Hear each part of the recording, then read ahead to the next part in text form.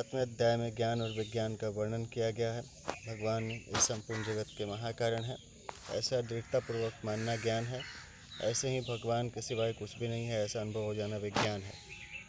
ज्ञान और विज्ञान से परमात्मा के साथ नित्य योग का अनुभव हो जाता है, अर्थात मैं भगवान का हूँ और भगवान मेरे हैं। इस परम प्रेम रूप नित्य संबंध की जागृति हो जाती है। इसलिए सातवें अध्याय का नाम ज्ञान विज्ञान योग रखा गया है। सातवें अध्याय के पद, अक्षर और वाचा हैं। पहला, इस अध्याय में अथ सप्तमोध्याय के 3, श्री भगवान वाचा के 2 श्लोकों के 406 और पुष्पिका के 13 पद हैं। इस प्रकार संपूर्ण पदों का योग 424 है। अथ सप्तमोध्याय के 7 श्री भगवान वाचा के 7 श्लोकों के 960 और पुष्पिका के 48 अक्षर हैं। इस प्रकार संपूर्ण अक्षरों का योग 1022 है। इस अध्याय के सभी श्लोक 32 अक्षरों के हैं। इस अध्याय में एक वाचा है, श्री भगवान वाचा। सातवें अध्याय में प्रयुक्त छंद है। इस अध्याय के 30 श्लोकों में से छठे श्लोकों के तृतीय चरण में और 14वें श्लोक के प्रथम चरण में नगण प्रयुक्त होने से न विपुला, 11वें श्लोक के तृतीय चरण में और 25वें श्लोक के प्रथम चरण में मगण प्रयुक्त होने से म विपुला, 17वें श्लोक के प्रथम चरण में रगण प्रयुक्त होने से र विपुला तथा 19वें और 20वें श्लोक के तृतीय चरण में भगण प्रयुक्त होने से भ विपुला संज्ञा वाले छंद हैं। शेष 23 श्लोक ठीक पथ्या, वक्त्र, अनुष्टुप छंद के लक्षणों से युक्त हैं। सातवें अध्याय का सार है। भगवान की 2 प्रकृतियां हैं, अपरा और परा। संसार अपरा प्रकृति है और जीव परा प्रकृति है। अपरा प्रकृति जड़ तथा निरंतर परिवर्तनशील है और परा प्रकृति चेतन तथा नित्य परिवर्तनशील है। भगवान ने अपरा और परा दोनों को अपनी ही प्रकृति अर्थात स्वभाव बताया है। इति यम में सातवें अध्याय का चौथा, में पराम और सातवें अध्याय का 5वां, भगवान का स्वभाव होने से अपरा प्रकृति के स्वतंत्र भगवान से अलग सत्ता नहीं है, परंतु जीव परा प्रकृति अपरा को सत्ता और महत्ता देकर उसके साथ अपना संबंध जोड़ लेता है। यह संबंध जीव 2 प्रकार से मानता है। पहला, अहंता पूर्वक जैसे मैं शरीर हूँ, और दूसरा ममता पूर्वक जैसे शरीर मेरा है। यह माना हुआ संबंध ही संपूर्ण प्राणियों के उत्पन्न होने में कारण है। कारणम गुण संयोगस्य सद सद्यो निजन्मसु, गीता के 13वें अध्याय का 21वां। वास्तव में संपूर्ण जगत के कर्ता, कारण तथा कार्य एक भगवान ही है। भगवान के सिवाय दूसरा कोई है ही नहीं। मत्तः परतरम नान्यत् किंचिदस्ति, सातवें अध्याय का 7वां। यह सिद्धांत है कि सत्ता एक ही होती है, 2 नहीं होती। अतः एक भगवान ही अनेक रूपों में प्रकट हुए हैं। आकाश, वायु, तेज, जल और पृथ्वी, ये 5 महाभूत तथा इनके कार्य, शब्द, स्पर्श, रूप, रस और गंध, ये 5 विषय, इन सब के मूल कारण भगवान ही हैं। भगवान ही संपूर्ण प्राणियों के अनादि तथा अविनाशी बीज हैं।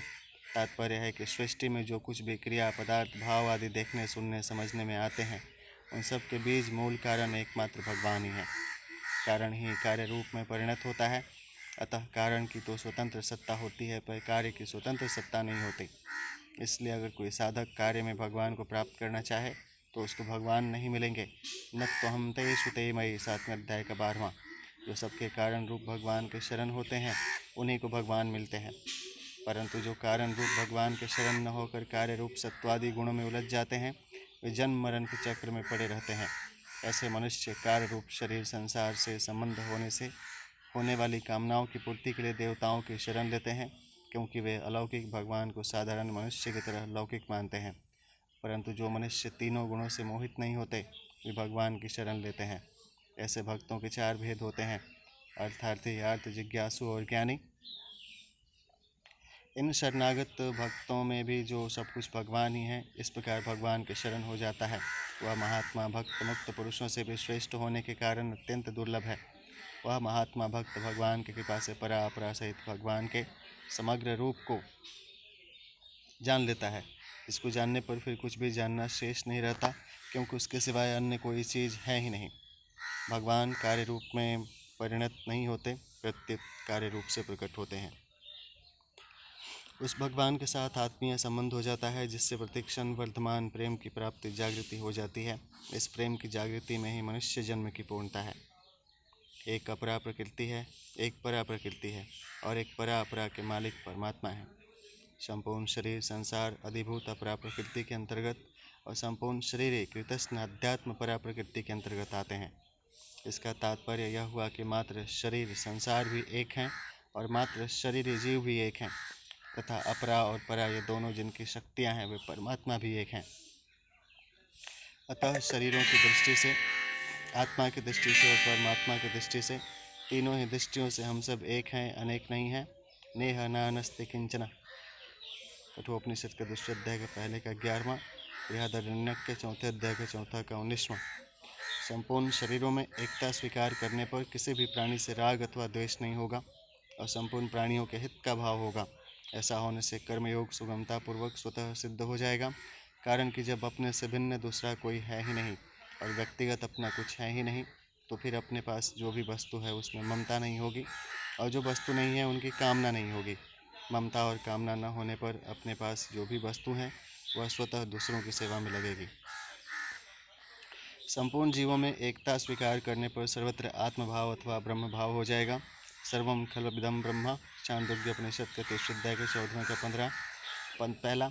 आत्मवेदम सर्वम, छांदोग्य उपनिषद 7वें अध्याय का 25वां का दूसरा। ऐसा होने से ज्ञान योग सुगमता पूर्वक स्वतः सिद्ध हो जाएगा, कारण कि अनेक रूप से जो जीव हैं वही एक रूप से ब्रह्म है, अर्थात जीव और ब्रह्म एक ही हैं। अयम आत्मा ब्रह्म, मांडुक्य उपनिषद का पहला है। अपरा और परा इन दोनों प्रकृतियों की स्वतंत्र सत्ता नहीं है, क्योंकि ये दोनों भगवान की शक्तियाँ स्वभाव होने से भगवत स्वरूप ही हैं। ऐसा स्वीकार करने से सर्वत्र भगवत भाव हो जाएगा। वासुदेव सर्वम, 7वें अध्याय का 19वां। ऐसा होने से भक्ति योग सुगमता पूर्वक स्वतः सिद्ध हो जाएगा, कारण कि सब कुछ भगवान ही है, यही वास्तविक शरणागति है। तात्पर्य यह निकला कि जगत, जीव और परमात्मा तीनों की दृष्टि से हम सब एक समान हैं। इस समता को गीता ने योग कहा है। समत्वम योग उच्यते, गीता के दूसरे अध्याय का 48। भेद विषमता केवल व्यवहार के लिए है, जो अनिवार्य है, क्योंकि व्यवहार में समता संभव ही नहीं है। अतः साधक की दृष्टि भावना सम होनी चाहिए। सर्वत्र समदर्शन, गीता के 6 अध्याय का 29वां। पनिता समदर्शिन, गीता के 5वें अध्याय का 18वां। संबुद्धिर्विशिष्यते, गीता के 6 अध्याय का 9वां। सर्वत्र संबुद्ध्या, गीता के 12वें अध्याय का 4था। व्यवहार की भिन्नता तो स्वाभाविक है, पर भाव की भिन्नता मनुष्य ने अपने राग द्वेष से पैदा की है। राग द्वेष के कारण ही मनुष्य ने जगत, जीव और परमात्मा तीनों में अनेक भेद पैदा कर लिए हैं, जो इसके जन्म मरण का कारण है। मृत्यु स मृत्युम गच्छति य इह नानेव पश्यति, कठोपनिषद दूसरे अध्याय का पहले का 11वां है। जो किसी को भी पराया मानता है, किसी का भी बुरा चाहता है, देखता तथा करता है और संसार से कुछ भी चाहता है, वह न तो कर्मयोगी हो सकता है, न ज्ञान योगी हो सकता है और न भक्ति योगी ही हो सकता है। जगत, जीव और परमात्मा इन तीनों पर विचार करें तो स्वतंत्र सत्ता एक परमात्मा की ही है। जगत और जीव की स्वतंत्र सत्ता नहीं है। जगत को जीव ने ही धारण किया है। या ये दम धारते जगत, 7वें अध्याय का 5वां। अर्थात जगत को सत्ता जीव ने ही दी है, इसलिए जगत की स्वतंत्र सत्ता नहीं है। जीव परमात्मा का ही अंश है। मम एवांशु जीवलोके, गीता के 15वें अध्याय का 7वां। इसलिए खुद जीव की भी स्वतंत्र सत्ता नहीं है। तात्पर्य है कि जगत की सत्ता जीव के अधीन है और जीव की सत्ता परमात्मा के अधीन है। इसलिए एक परमात्मा के सिवाय अन्य कुछ नहीं है। सदा सच्चा अर्जुनम, गीता के 9वें अध्याय का 19वां। जगत और जीव दोनों परमात्मा में ही भाषित हो रहे हैं। ध्यान सूर्य विष्णु भगवान की जय। हरि ओम विष्णु नमः। ओम श्री परमात्मा नमः। अष्टमोध्याय अवतरणिका है। श्री भगवान ने 7वें अध्याय के अंत में अपने समग्र रूप का वर्णन करते हुए ब्रह्म, अध्यात्म, कर्म, अधिभूत, अधिदैव और अधियज्ञ 6 शब्दों का प्रयोग किया और इस समग्र रूप को जानने वाले योगियों को अंतकाल में अपनी प्राप्ति बताई। इसको सुनकर इन 6 शब्दों को स्पष्ट रूप से समझने के लिए अर्जुन 8वें अध्याय के आरंभ के ही श्लोकों में कुल 7 प्रश्न करते हैं। अर्जुन वाचम, किम तद ब्रह्म, किमध्यात्मं, किम कर्म पुरुषोत्तम, अधिभूतं च किम प्रोक्तम, अधिदैवं किमुच्यते, अधियज्ञः कथं कोऽत्र देहे अस्मिन् मधुसूदन, प्रयाण काले च कथं ज्ञेयो वसी नियतात्मभिः। अर्जुन बोले, पुरुषोत्तम मतलब है पुरुषोत्तम, तत्त मतलब वह, ब्रह्म मतलब ब्रह्म, किम मतलब क्या है, अध्यात्मम अध्यात्म, किम मतलब क्या है, कर्म मतलब कर्म, किम मतलब क्या है, अधिभूतम अधिभूत, किम मतलब किसको प्रोक्तम कहा गया है, च यानी और, अधिदैवम अधिदैव, किम मतलब किसको उच्चते कहा जाता है, अत्र मतलब यहाँ, अधियज्ञ अधियज्ञ, कह मतलब कौन है, च मने और, वह, अस्मिन इस देहे देह में, कथम कैसे हैं, मधुसूदन हे मधुसूदन, नियतात्म भी वशीभूत अंतःकरण वाले मनुष्य के द्वारा, प्रयाण काले अंतकाल में, आप कथम मतलब कैसे, ज्ञेय जानने में आते हैं, असी मतलब हैं। व्याख्या है पुरुषोत्तमम किम तद ब्रह्म, हे पुरुषोत्तम वह ब्रह्म क्या है, अर्थात ब्रह्म शब्द से क्या समझना चाहिए। किम अध्यात्मम, अध्यात्म शब्द से आपका क्या अभिप्राय है। किम कर्म, कर्म क्या है, अर्थात कर्म शब्द से आपका क्या भाव है। अधिभूतम च किम प्रोक्तम, आपने जो अधिभूत शब्द कहा है उसका क्या तात्पर्य है। अधिदैवम किमुच्यते, अधिदैव किसको कहा जाता है। अधियज्ञ कथम को अत्र देहे अस्मिन्, इस प्रकरण में अधियज्ञ शब्द से किसको लेना चाहिए, वह अधियज्ञ इस देह में कैसे है। मधुसूदन प्रयाण काले च कथम गय्योसि नित्यात्मभि, हे मधुसूदन जो पुरुष वशीभूत अंतःकरण वाले हैं, अर्थात जो संसार से सर्वथा हटकर अनन्य भाव से केवल आप में ही लगे हुए हैं, उनके द्वारा अंतकाल में आप कैसे जानने में आते हैं, अर्थात वे आपके किस रूप को जानते हैं और किस प्रकार से जानते हैं। संबंध है। भगवान आगे के 2 श्लोकों में अर्जुन के 6 प्रश्नों का क्रम से उत्तर देते हैं। श्री भगवान वाचा अक्षरम ब्रह्म परमं स्वभावो अध्यात्ममुच्यते भूतभावोद्भव करो विसर्ग कर्म संगीता। श्री भगवान बोले परमम मतलब परम, अक्षरम अक्षर, ब्रह्म मतलब ब्रह्म है, और स्वभाव परा प्रकृति जीव को, अध्यात्मम अध्यात्म उच्चते कहते हैं। भूत भावोद्भव कर प्राणियों की सत्ता को प्रकट करने वाला, विसर्ग मतलब त्याग, कर्म संजीता कर्म कहा जाता है। व्याख्या है अक्षरम ब्रह्म परमम, परम अक्षर का नाम ब्रह्म है। यद्यपि गीता में ब्रह्म शब्द प्रणव वेद प्रकृति आदि का वाचक भी आया है, तथापि यहाँ ब्रह्म शब्द के साथ परम और अक्षर विशेषण देने से यह शब्द सर्वोपरि सच्चिदानंद घन अविनाशी निर्गुण निराकार परमात्मा का वाचक है। स्वभावो अवधयात्ममुच्यते, ऐसे तो आत्मा को लेकर जो वर्णन किया जाता है वह भी अध्यात्म है। अध्यात्म मार्ग का जिसमें वर्णन हो वह मार्ग भी अध्यात्म है, और इस आत्मा की जो विद्या है उसका नाम भी अध्यात्म है। गीता के 10वें अध्याय का 32वां श्लोक। परंतु यहाँ स्वभाव विशेषण के साथ अध्यात्म शब्द आत्मा का अर्थात जीव के होनेपन का स्वरूप का वाचक है। भूत भावोद्भव करो विसर्ग कर्म संगीता, स्थावर जंगम जितने भी प्राणी देखने में आते हैं उनका जो भाव अर्थात होनापन है, उस होनेपन को प्रकट करने के लिए जो विसर्ग अर्थात त्याग है उसको कर्म कहते हैं। महाप्रलय के समय प्रकृति की अक्रिय अवस्था मानी जाती है तथा महासर्ग के समय प्रकृति की सक्रिय अवस्था मानी जाती है। इस सक्रिय अवस्था का कारण भगवान का संकल्प है कि मैं एक ही बहुत रूपों से हो जाऊं। इस संकल्प से सृष्टि की रचना होती है। तात्पर्य है कि महाप्रलय के समय अहंकार और संचित कर्मों के सहित प्राणी प्रकृति में लीन हो जाते हैं, और उन प्राणियों के सहित प्रकृति एक तरह से परमात्मा में लीन हो जाती है। उस लीन हुई प्रकृति को विशेष क्रियाशील करने के लिए भगवान का पूर्वोक्त संकल्प ही विसर्ग अर्थात त्याग है।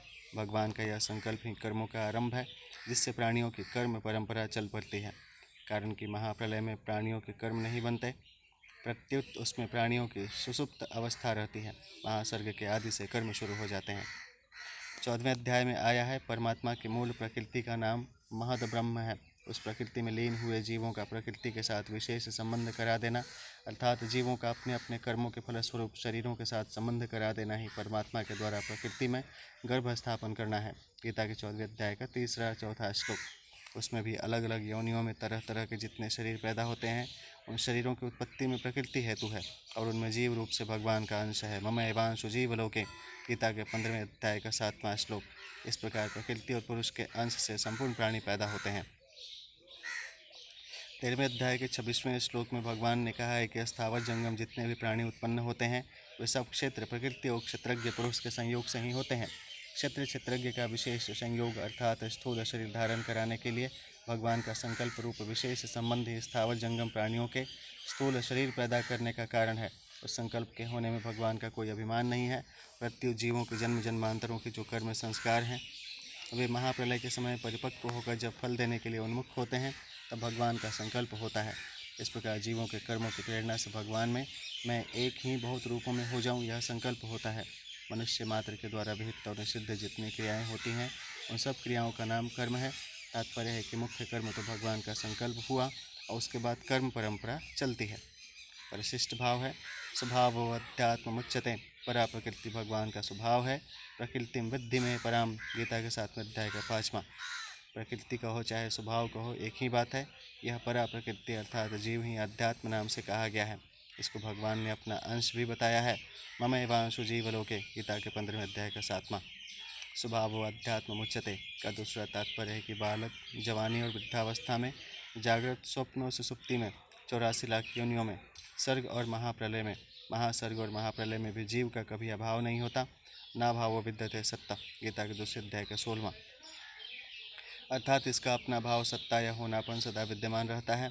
सृष्टि रचना रूप कर्म को त्याग कहने का तात्पर्य है कि इसमें अपनी स्थिरता का त्याग है, कारण कि तत्व स्थिर अचल है और उस स्थिरता का त्याग ही कर्म है।